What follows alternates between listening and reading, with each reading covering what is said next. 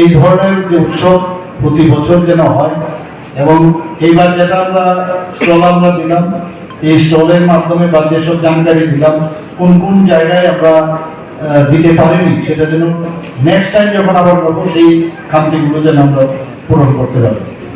এবং আমি মাননীয় মন্ত্রী বাহাদুর এবং ডিপার্টমেন্টকে আমি ধন্যবাদ দেব যে এটাও এটা এখানে আসার পরে কিন্তু কিছু না কিছু আমরা শিখি। এখানে যারাই এসছে যে মাছকে সামনে রেখে, মৎস্য চাষিদেরকে সামনে রেখে আমাদের অনেক কিছু জানার শেখার আছে।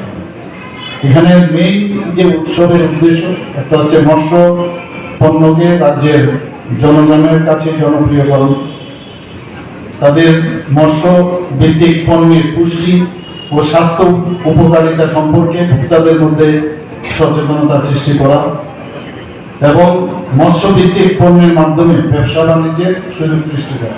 আমার তো মনে হয় কবে জানি আমাদের ত্রিপুরার থেকে মানে আমরাও কেননা মাছ বাংলাদেশকে সাপ্লাই করি, এই দিনটা যদি আসে খুব খুশি হব। বেশিরভাগ মাছ আমরা ওদের থেকে আনি, তো আমরাও দেব হবে